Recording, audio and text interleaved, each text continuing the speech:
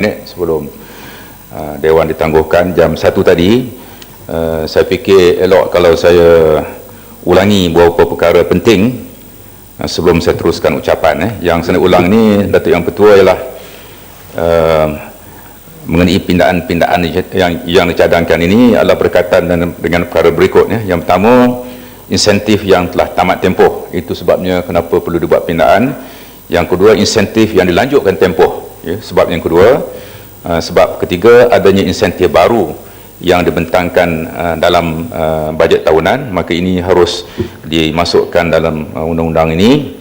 Yang ketiga ialah peruntukan bagi memperkemaskan penguatkuasaan akta ini.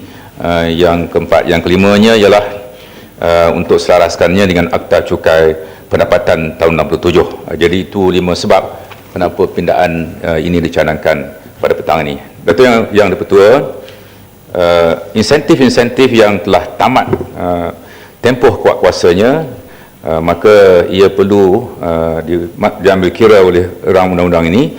Yang pertama ialah penambatan insentif bagi kawasan digalakkan, di mana insentif telah tamat pada 1 Januari 2011. Ini ialah merujuk kepada insentif bagi kawasan yang digalakkan. Insentif ini merangkumi negeri-negeri di kawasan koridor Batai Timur, Kelantan, Terengganu dan Pahang, daerah Mersing, Johor dan juga Perlis, Sabah dan Sarawak. Insentif untuk kawasan digalakkan tersebut tidak lagi lanjutkan. Ini adalah selaras dengan perkembangan semasa, khususnya dengan penubuhan koridor-koridor ekonomi wilayah ataupun economic corridors yang telah menyediakan pelbagai insentif. Maka insentif ini kalau dikekalkan dengan izin redundant, tidak diperlukan lagi. Oleh demikian perlu dimasukkan daripada undang-undang yang sedia ada. Jadi ini memerlukan pindaan kepada section 25.1 DE, 21K, 26L, 27L dan 29M. Ini pindaan-pindaan yang diperlukan untuk menamatkan insentif bagi kawasan yang digalakkan. Yang kedua, insentif yang ditamatkan ialah insentif allowance infrastruktur berkuat kuasa 112011. Insentif ini diberikan kepada kawasan yang digalakkan. Apabila kawasan digalakkan tidak lagi atau dimasukkan, maka dengan sendirinya insentifnya ini juga dimasukkan. Insentif ini diberikan kepada syarikat yang telah melakukan perbelanjaan modal ke atas infrastruktur. Memandang insentif ini telah ditamatkan pada 1 Januari 2011, maka pemberian allowance infrastruktur turut diberhentikan pada tahun yang sama. Pindaan ini ialah memasukkan bab 7 allowance infrastruktur dalam akta ini. Yang ketiga, Datuk Yang Dipertua, penamatan insentif bagi program berantaian industri. Program ini adalah untuk masyarakat kecil dan sederhana yang membekalkan komponen, teknologi ataupun R&D. Ia diperkenalkan dalam bajet 2008 dan tamat tempoh pada 1/1/2011. Oleh kerana tempoh sudah tamat, maka undang-undang ini perlu dipinda. Seksyen terlibat ialah Seksyen 2, 4C, 5-1B, 5-1D, kurungan A, 21D, 21DA, 21F, 26B, 26F, 27B dan 29C. Yang keempat, Datuk Yang Dipertua, penamatan insentif untuk syarikat yang menyertai aktiviti pengetahuan intensif strategik.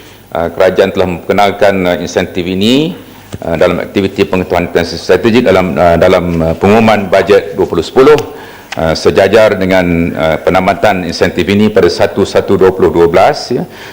Akta ini perlu dipinda. Seksyen yang dipotong, yang dicadang dipotong ialah Seksyen 5-1DA, Seksyen 21G, Seksyen 26H, 27H dan 29I. Datuk Yang Dipertua, itu yang pertama, iaitu insentif yang telah tamat. Yang kedua ialah insentif yang dilanjutkan. Ada cadangan untuk melanjutkan insentif. Yang pertama ialah untuk melanjutkan insentif aktiviti penjanaan tenaga daripada sumber boleh diperbarui dan penjimatan dalam penyambatan tenaga. Dalam bajet 2011 kerajaan mengumumkan untuk melanjutkan insentif ini sehingga sehingga hujung tahun 2015, sejajar dengan komitmen kerajaan untuk memajukan teknologi hijau dan memastikan kelestarian alam sekitar. Oleh demikian, binaan perlu dilakukan pada Seksyen 5-1 DB, 26I, 26N, 27N, 29O, Akta 327 untuk masukkan pelanjutan tempoh kuasa insentif ini sehingga 31 Disember 2015. Selain itu, peruntukan baru turut diperkenalkan di bawah Seksyen 26.1, 26I, 27I, 29J, 43A untuk mengecualikan syarikat yang menjana tenaga yang boleh diperbaharui untuk penggunaan sendiri daripada mempunyai akaun berasingan. Binaan juga dibuat pada Seksyen 29-7-3 bertujuan memasukkan pembelian suatu bangunan dalam takrif perbelanjaan modal berhubung dengan perniagaan hotel. Datuk Yang Dipertua, pindaan turut dilakukan ke atas akta ini berikutan pengenalan insentif baru dan pengenalan peruntukan baru untuk memperkemas penguatkuasaannya.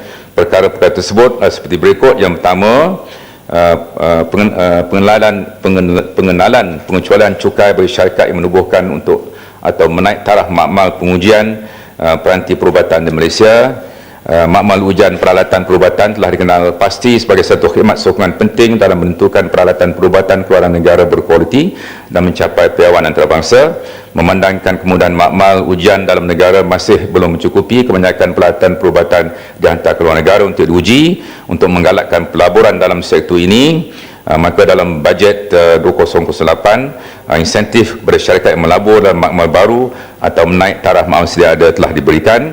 Oleh itu, Seksyen 21F, 26F, 29G perlu dipindah supaya insentif ini dapat diberikan sehingga tahun 2012.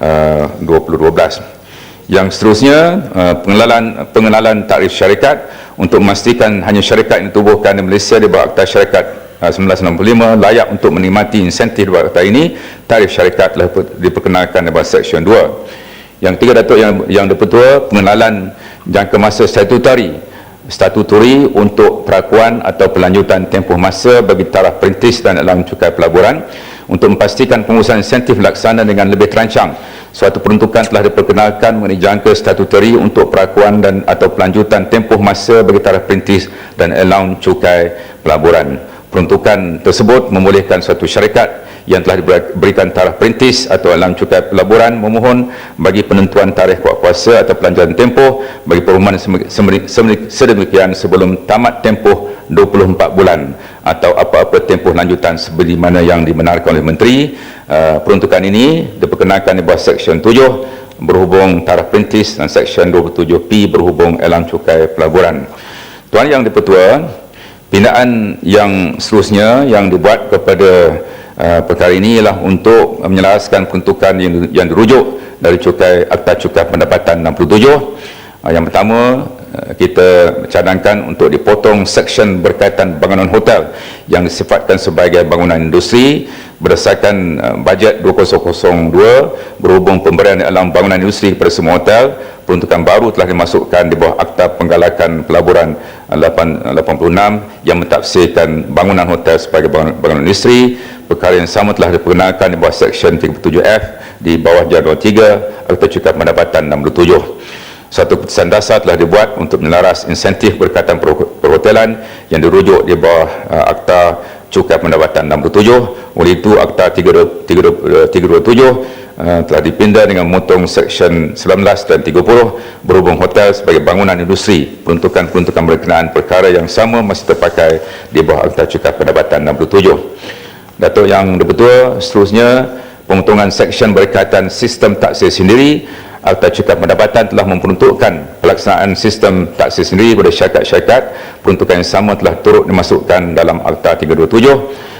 Melalui sistem tersebut, syarikat dikendaki menyelenggara penyata terkecuali bagi pendapatan perintis yang dikecualikan. Lembaga hasil dalam negeri Malaysia berperanan untuk memantau agihan dividen daripada pendapatan yang dikecualikan kepada pemegang saham melalui tindakan pengauditan.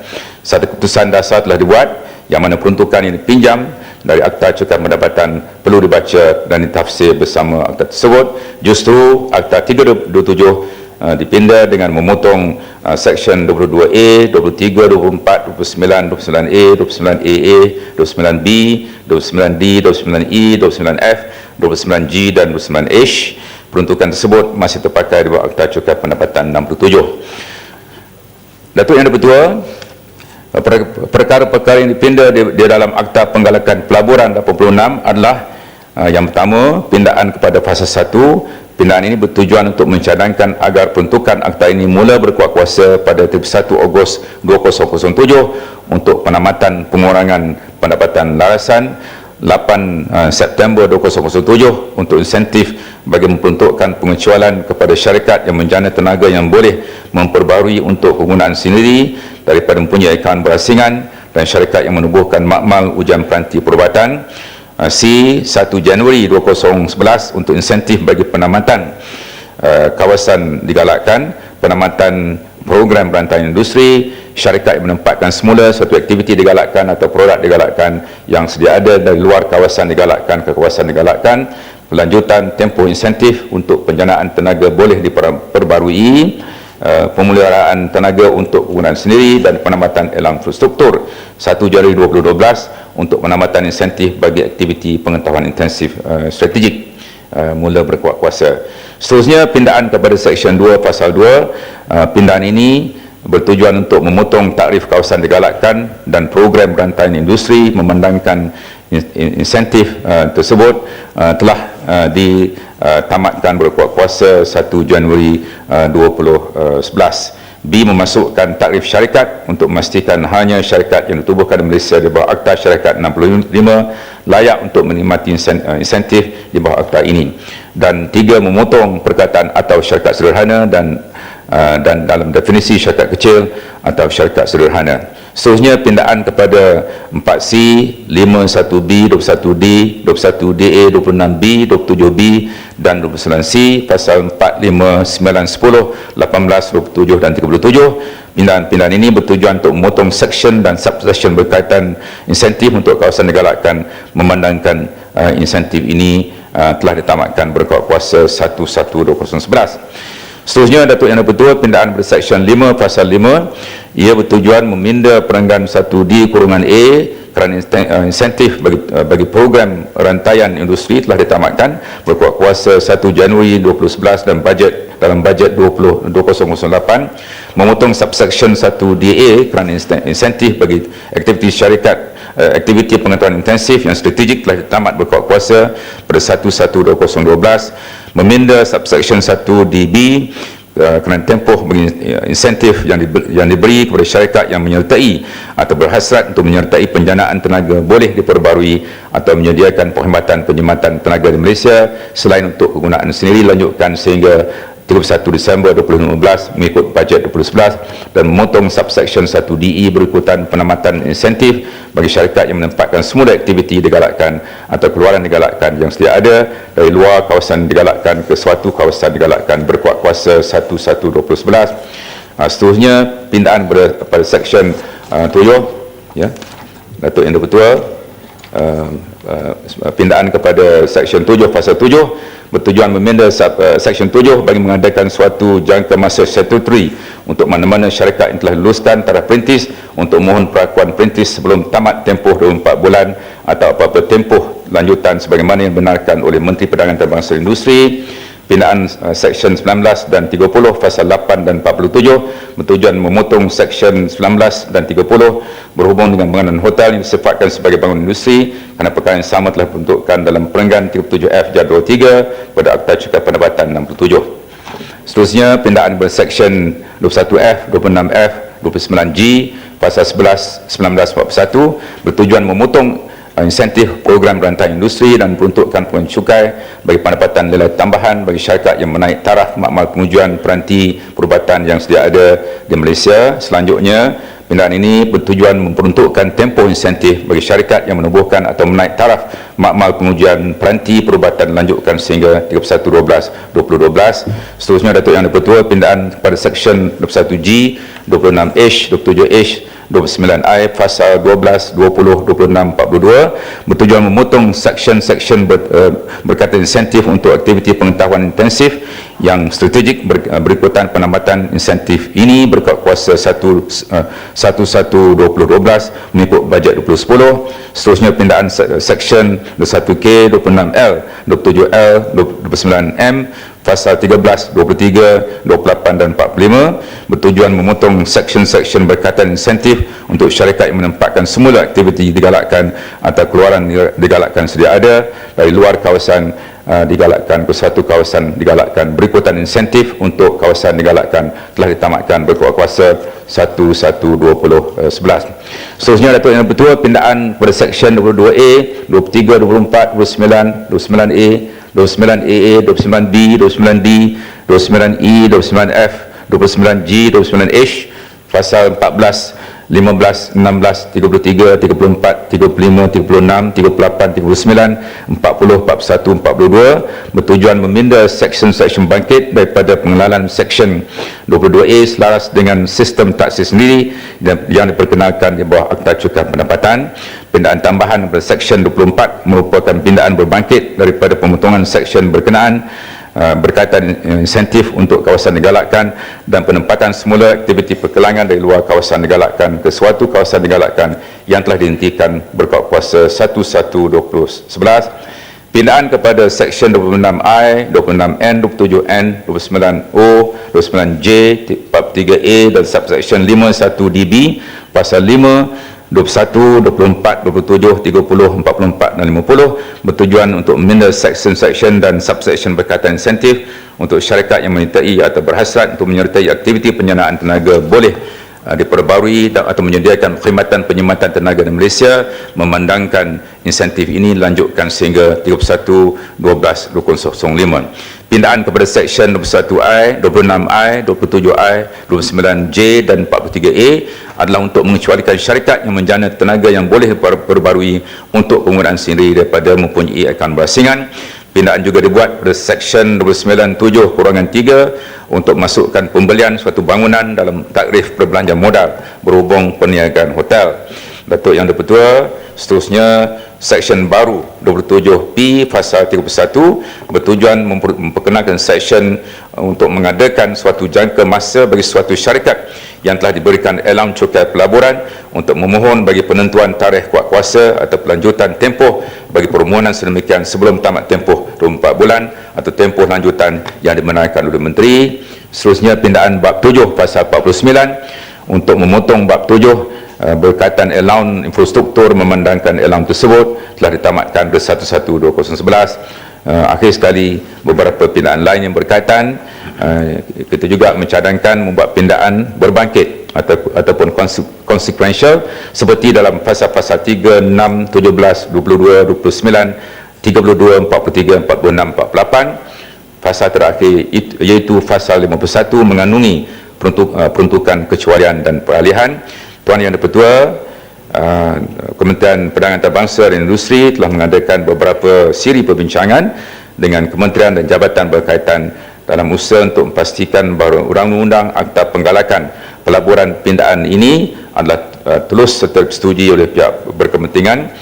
Ia adalah untuk menyelaras peruntukan di bawah Akta 327 dengan pengumuman insentif-insentif baru pada setiap tahun dan perkembangan dalam aktiviti untuk menarik pelaburan dalam dan luar negara. Pindaan ini juga bertujuan mengukuhkan serta memperkemas perundangan agar pelaksanaan dan penguatkuasaan dapat dijalankan dengan lebih efektif. Datuk Yang Dipertua, saya mohon mencadangkan. Ya, ada sesiapa yang menyokong?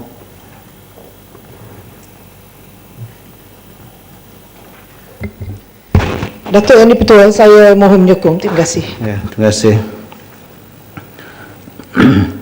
Ahli-ahli yang berhormat, masalah